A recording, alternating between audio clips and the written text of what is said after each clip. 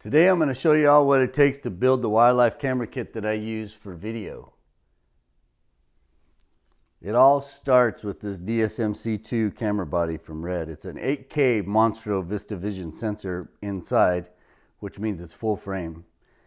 And I pair that up with the 200 to 400 Canon with the 1.4 built in. It's an f4. Makes a pretty sweet wildlife setup, but the key is getting a very stable and safe setup. So I use all these parts out here in front of me to build this system up and have a really solid platform to shoot from. Currently I have the touchscreen display here on this Red body. It works really great when I'm using a small camera lens. I have this handle here that will screw onto the top. It's got an on-off switch. Pretty sweet little setup for using a wide angle lens, a small lens on here. Don't need a lot of setup. The lens can be free floating off the front and you got a nice mobile little system. But when you go to the big stuff, I take the big monitor off. And the reason for that is think about out there in the outdoors, you get a lot of wind or just all kinds of activity and you never know what you're going to run up against. So I take this off because this basically acts as a sail when it's out there. If there's any wind at all, you'll see there's just like a little vibration, and when you're magnifying that image, it really starts to shake. So what I've done is built a system up that uses an electronic viewfinder, which you'll see here, and it's just a much more stable setup. So let me get this off and we'll start the build. First thing I start with is a bridge plate. And this bridge plate is built by Wooden Camera. And what it is intended to do is it holds the 19mm rails, which this is what ties the lens and the body together. So these rails are really super solid. They're not going to bend at all. They fit in here and then they'll span upwards towards the lens, and then I can attach the lens to these, and I'll show you how to do that here in a minute. The other thing that this bridge plate does is I can put this dovetail plate on there. You can slide it right in there. And what that does is it has the Arca Swiss mount. Every video tripod that I have, or still tripod, anything that I have works with the Arca Swiss mount. So I constantly want this on every piece of equipment, and this is perfect because I have the plate. And then you'll see it's pretty long here, so it gives me a lot of adjustment. The key to shooting really quality video is having a nice balanced camera on your video tripod head. This gives you that.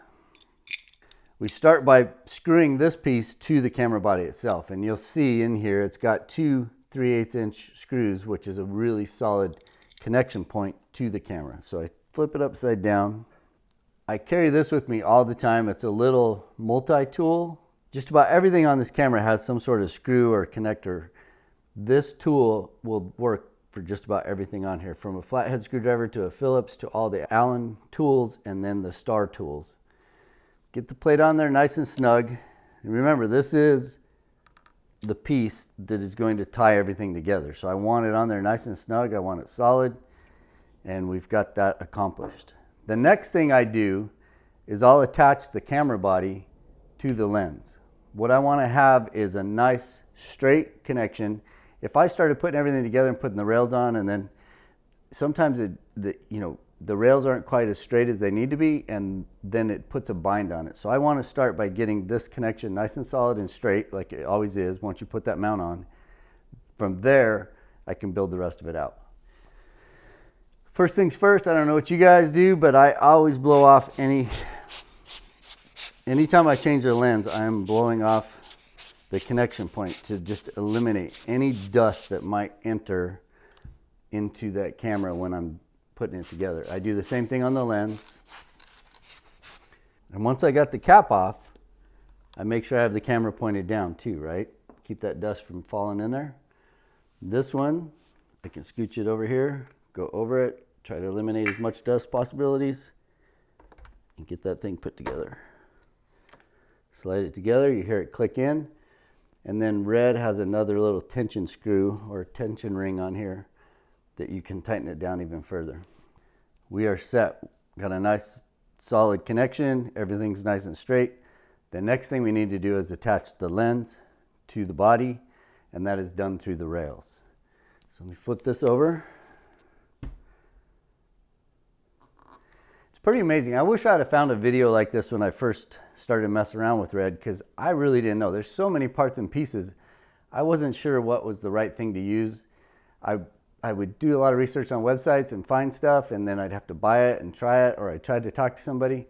Having a video like this would have helped me out a ton. So hopefully it's going to help you all out.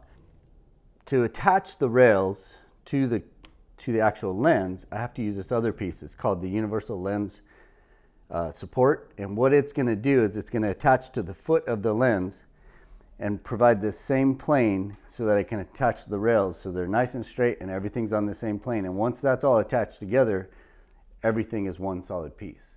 So heaven forbid if this thing fell off of my tripod, this is no longer the weak point. It's all solid. You still are going to suffer some damage, but it's not going to break off on the mount, most likely. So let's get this thing put on.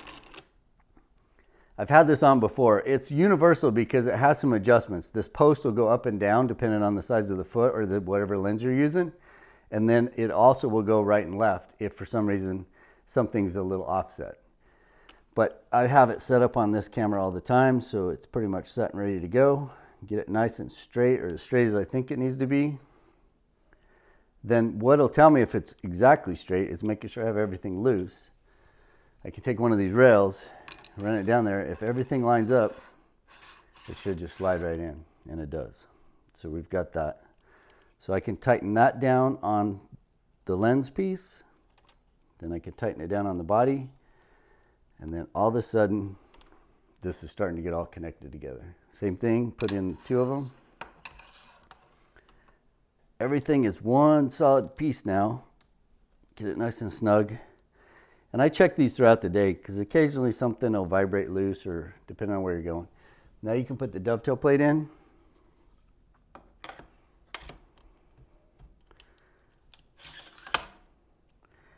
Run it all the way up to the front. That way I have a lot of opportunity to balance the camera or balance the whole unit when it's on the top of the tripod.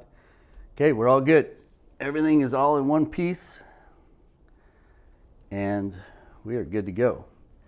So that's everything to get it nice and solid. Now what I want to do is I want to attach the viewfinder, which requires an additional part. If you saw that monitor on there, it basically just screws right on, no cables. It's sweet, but that is not how this EVF. The EVF that I'm using is the DSMC1 EVF, and that used to connect to those cameras using a LEMO adapter cable, which is here. So I have to have an adapter plate for LEMO to go to this camera, or I have to go buy a new viewfinder, which is about, I don't even know, probably between $3,000 and $4,000. So rather than spending that money, I'm going to use this adapter, which I think was a couple $100, get it put on the camera, then I can put my EVF on there. Then I have another piece, which is the arm that holds the viewfinder. It's cool because I can loosen it and I've got ultimate adjustment, and I can show you that when it's all connected. Got another little set of screws here for that. Get that put in there. And then get this mounted on.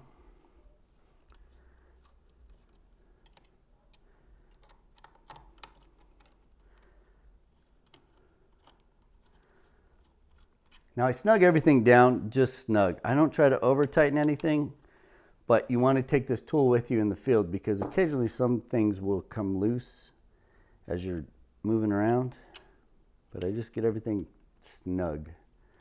All right, once that's done, now I can attach my EVF. Now again, this has ultimate adjustment, right? So I can move it wherever I need it to be depending on what kind of platform or where I'm standing on the ground. Adjust this a little bit. Now I'm attached. It's got a keeper on it. You heard that click. That is so if you loosen it, it's not going to come falling off, which is great because that's, like I said, $3,000 worth of stuff there. So now all I need to do is connect my cable. And I'm about ready to start shooting. But before I do that, I have a focus assist, a focus pulling wheel that helps me, rather than reaching around the front of the lens and having a big attachment point with my body and the lens to create shake, I use this little knob, which allows me to fine tune the focus, and I just have to reach up a little bit and it's right on the side of the camera. So I always use this when I'm using the bigger lenses for focus, and everything on this thing is manual focus. So to do that, I'm going to flip it around because I mount it on the left side so I can focus with my left hand. And just to get this out of the way here, I'm going to take that off.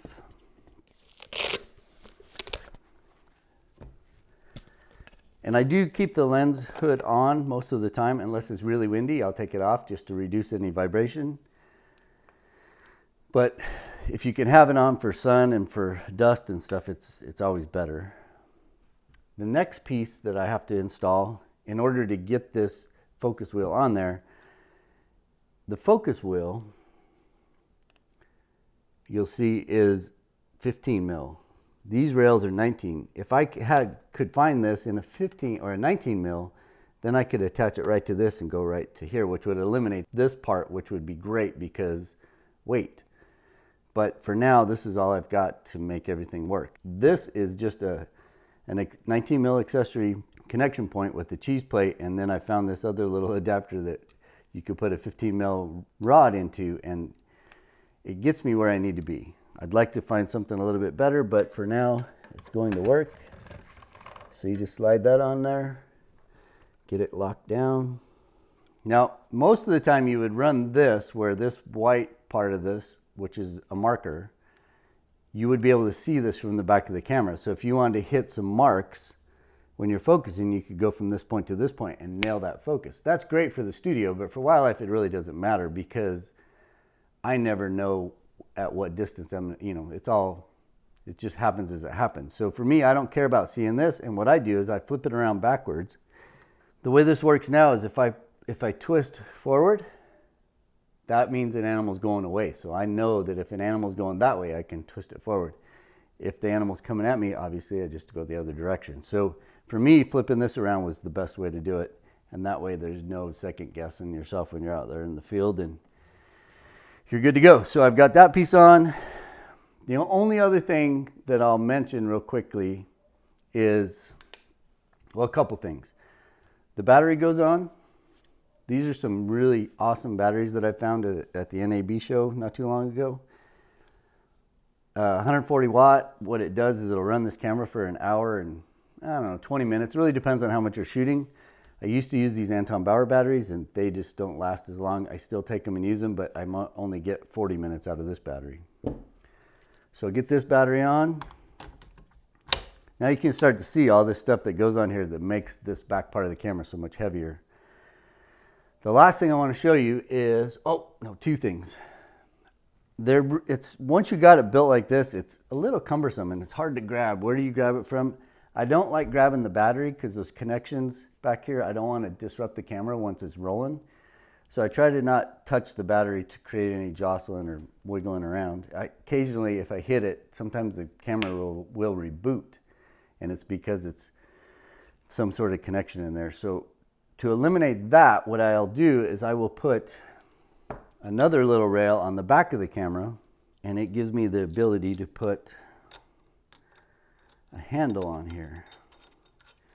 And that gives me a good point for carrying the camera, but also when I have the camera up on top of a tripod, and when I want to level the head that's on the tripod, I can just grab this handle and it will allow me to move the whole thing.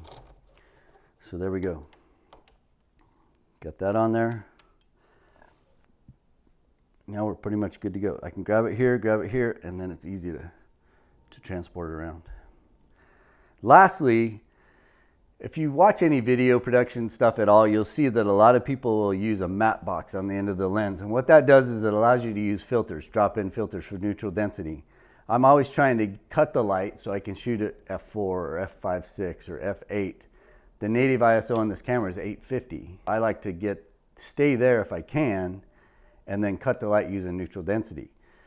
But by putting a matte box on here, I'm just adding a ton of weight to the system. Not a ton, but I'm adding more weight. What I do with this system, and it's pretty cool, and anybody that's used a big lens, you know that there's these drop-in filters in the back. So it's got a tray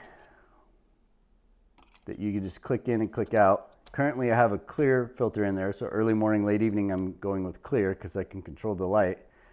But as it starts to get lighter, I have more of those trays that are set up with neutral density filters. So I can just pull that out, drop one in, and then all of a sudden I've got my light where I need it to be, which is a pretty sweet little system, and it's a lot less. Carrying this in my pocket is a lot less than carrying a whole matte box up here with those big square filters that you would drop in and out. So that's it. That's the wildlife setup that I have. Hopefully you've learned a little bit about building a wildlife camera setup. There's so many different options and ways. You can do this with the DSLR. It doesn't have to be a red body. This happens to be 8K. There's 4K red bodies. There's a variety of things, but the red system is all very similar. So if you have a red body, this will work. It doesn't have to go with this exact body here. The rail systems are awesome sometimes with the DSLR. It makes it all one tight unit, but of course you're adding weight. But if you're gonna add focused assist, or if you're gonna add some sort of viewfinder or a monitor to your system, this will oftentimes solve that problem. If you like the video, please hit like. We'd love for you to subscribe to the channel. We love doing this stuff, and that subscription will help us out. And if you have any questions, put it in the comments below and we will answer everything that comes in. Have an awesome day. Happy shooting. Over and out. How do you wind up a video? This is all sounding really corny to me.